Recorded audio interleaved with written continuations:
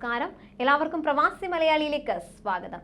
കുടുംബങ്ങൾ താമസിക്കുന്ന റെസിഡൻഷ്യൽ പ്രദേശങ്ങളിൽ അനധികൃതമായി താമസിക്കുന്ന പ്രവാസി ബാച്ചിലേഴ്സിനെ കണ്ടെത്തി ഒഴിപ്പിക്കുന്നതിനുള്ള അടിയന്തര നടപടികൾ സ്വീകരിക്കാനുള്ള നിർദ്ദേശവുമായി കുവൈറ്റ് അധികൃതർ.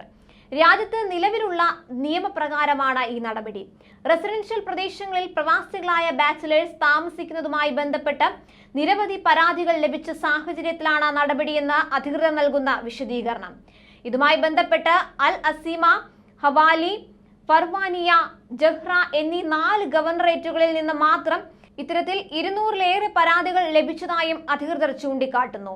അൽ ആസിമ, ഹവല്ലി, ഫർവാനിയ, ജഹ്റ ഗവർണറേറ്റുകളിലെ മുനിസിപ്പാലിറ്റി ബ്രാഞ്ചുകൾ കഴിഞ്ഞ 1 വർഷത്തിനിടെ 41 നിയമലംഘന റിപ്പോർട്ടുകൾ അയച്ചതായും പരാതിയുടെ അടിസ്ഥാനത്തിൽ ഇവിടങ്ങളിൽ അവിവാഹിതർ താമസിച്ചിരുന്ന 53 കെട്ടിടങ്ങളിൽ നിന്ന് താമസക്കാരെ ഒഴിപ്പിച്ചതായും മുനിസിപ്പാലിറ്റി മന്ത്രിക്ക് സമർപ്പിച്ച റിപ്പോർട്ടിൽ മുനിസിപ്പൽ അഫയേഴ്സ് ഡെപ്യൂട്ടി ഡയറക്ടർ അറിയിച്ചു.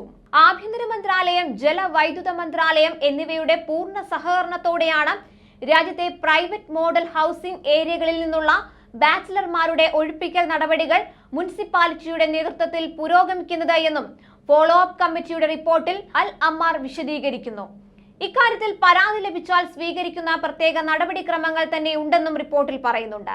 ബാച്ചിലർമാരെ അനുവദിക്കാത്ത ഏരിയകളിലെ കെട്ടിടങ്ങളിൽ അവർ താമസിക്കുന്നുണ്ടെന്ന പരാതി ലഭിച്ചാൽ ബന്ധപ്പെട്ട മുനിസിപ്പാലിറ്റിയിലെ engineering, audit and follow up department കെട്ടിടം പരിശോധിച്ച് പരാതി സത്യമാണോ എന്ന് കണ്ടെത്തുന്നതാണ് ആദ്യപടി. പിന്നീട് ബന്ധപ്പെട്ട മുനിസിപ്പാലിറ്റിയിലെ engineering, audit and follow up department തന്നെ കെട്ടിട ഉടമയ്ക്ക് മുന്നറിയിപ്പ് നൽകും.